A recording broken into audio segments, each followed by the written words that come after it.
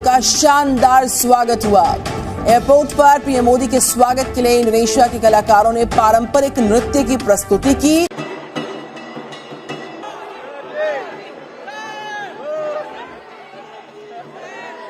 मैं अब आपको बताऊं दोस्तों कि इंडिया आसियान समिट हो रही है बेसिकली, और ये जो समिट है बेसिकली आप इसको हैरान होंगे कि इतना बड़ा इंडिया कंट्री है इन टर्म्स ऑफ इकोनॉमी और in terms of for financial and economic partnership के पूरे आसियान जिसके 10 मुल्क हैं उनको इंडिया के साथ एक आसियान इंडिया समिट रखनी पड़ी है। इंडोनेशिया के अंदर जो कि आसियान +6 की मीटिंग होने वाली है, उसमें भी प्राइम मिनिस्टर नरेंद्र मोदी हैं।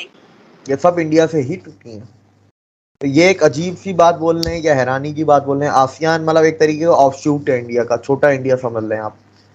होपफुली ये मोदी जी की इस साल की आखिरी ट्रिप है, इस साल की।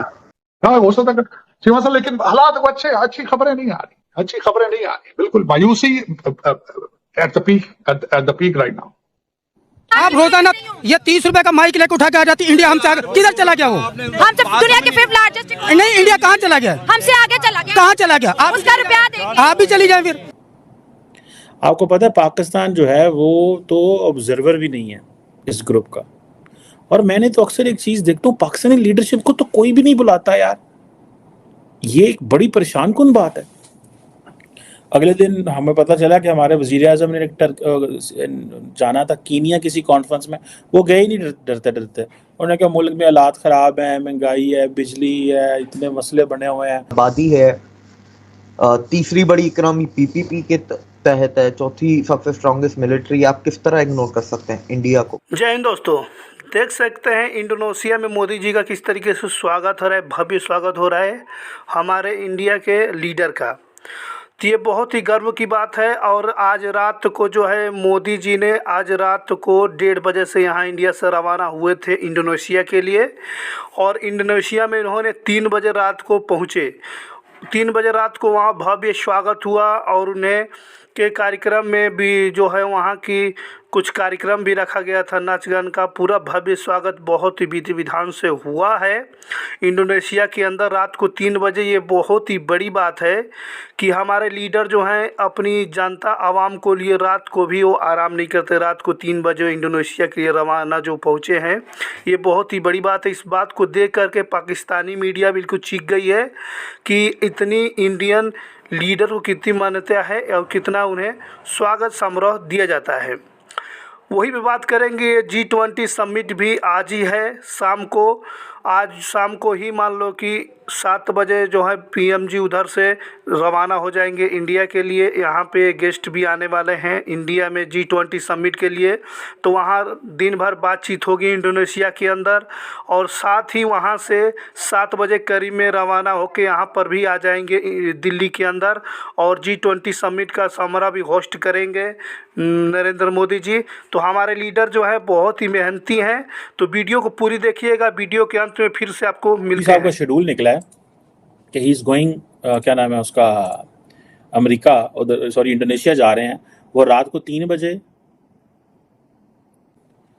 कल सारा दिन मीटिंग्स अटेंड करेंगे और उसके बाद शाम को घर आ जाएंगे, बिकॉज उनको पता है कि इस वक्त नाइजीरिया का मैं देख रहा था प्रेसिडेंट जो है वो इंडिया में पहुंच चुके हैं।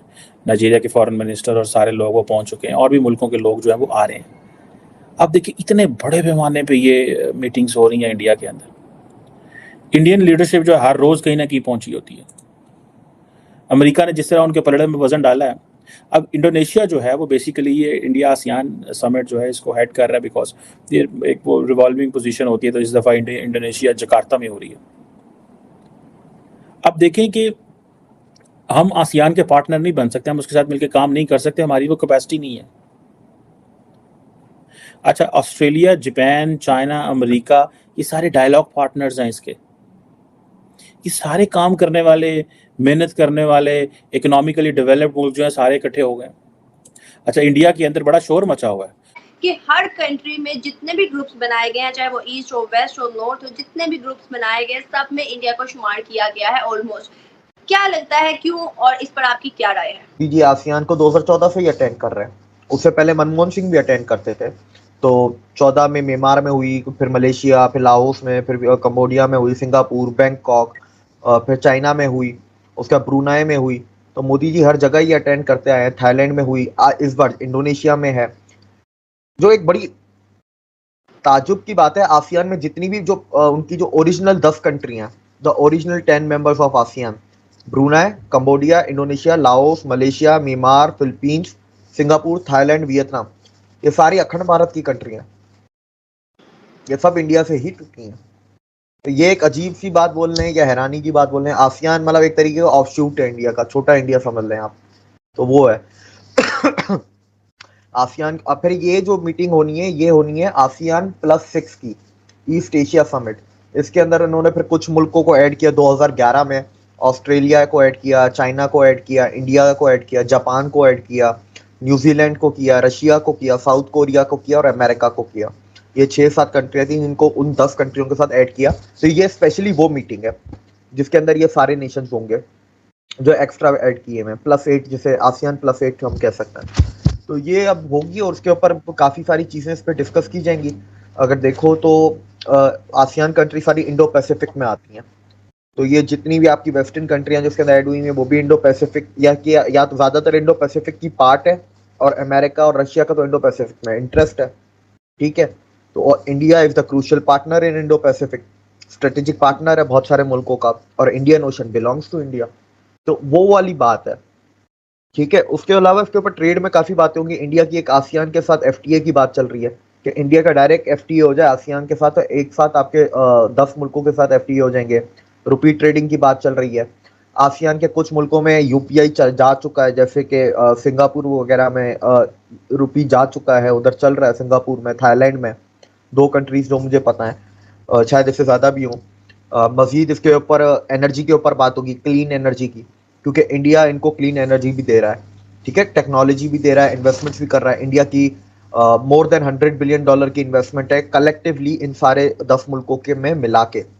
सिर्फ इन्वेस्टमेंट की बात कर रहा हूँ मैं, अभी ट्रेड की बात नहीं कर रहा, क्योंकि मुझे ट्रेड का नंबर नहीं पता इनका, इंडिया का ट्रेड कितना आसियान के साथ, पर इन्वेस्टमेंट की बात कर रहा हूँ जो इंडिया के गवर्नमेंट और इंडिया की प्राइवेट कंपनियों ने की भी है इन 10 मुल्कों में। रिसेंट टाइम्स में हमने लास्ट 2-3 साल में हमने देखा कि इंडिया आसियान मुल्कों को डिफेंस वेपन्स भी प्रोवाइड कर रहा है।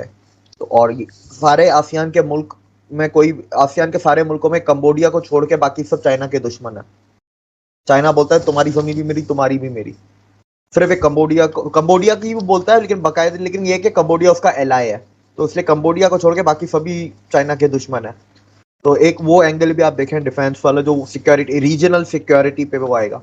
इंडिया को मिलिट्री बेसिस भी इधर मिले हुए हैं, सिंगापुर में चांगी बेस मिला हुआ है, इंडोनेशिया में सबांग का एक्सेस मिला हुआ है, म्यांमार में तो पोर्ट है, पिट्सवे पोर्ट मिला हुआ है इंडिया को, और फिलीपींस में अमेरिकन बेसिस हैं तो उसका एक्सेस मिला हुआ है इंडिया को। तो इस तरह इंडिया का साउथ चाइना सी में इंडियन मिलिट्री के लिए बहुत ज़्यादा आसानियां हैं। ठीक है, वो उधर जाके लॉजिस्टिकल जो होती हैं सपोर्ट चाहिए या रिफ्यूलिंग करनी है, खाना चाहिए, उनको वापस इंडिया आने की ज़रूरत नहीं है। वो साउथ चाइना सी में इन किसी भी मुल्क में रुक के ये सब काम करके वो उधर के उधर ही फिर डिप्लॉय हो सकते हैं। तो ये एक एडवांटेज है।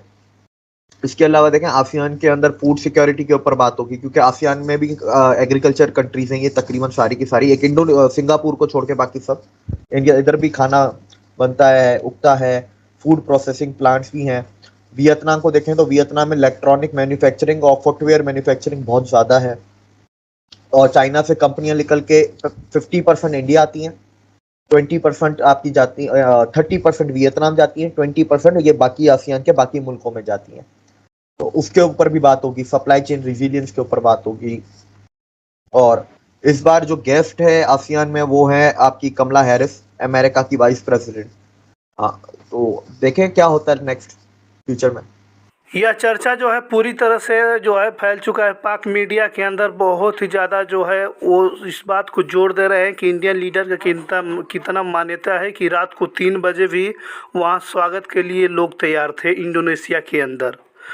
तो रात को 1:30 बजे करीब में मोदी जी रवाना हुए थे इंडोनेशिया के लिए। इंडोनेशिया में रात को 3 बजे वो लैंड किए हैं, वहाँ पे बहुत ही तगड़ा उनका स्वागत भी किया गया है। साथ में आज G20 समिट का दिन है, आज 7 बजे के करीब में फिर वो इंडिया आ जाएंगे G20 समिट होस्ट करने के लिए, क्योंकि इंडिया में बहुत सारे गेस्ट जो हैं विदेशी आने वाले हैं जिन्हें G20 समिट में समारोह में बुलाया गया है।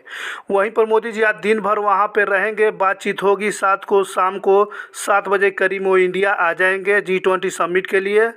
तो एक लीडर जो है बहुत ही ज़्यादा अपनी जनता के लिए मेहनत करता है, इस बात को ध्यान रखना चाहिए कि वो रात और दिन नहीं देखता।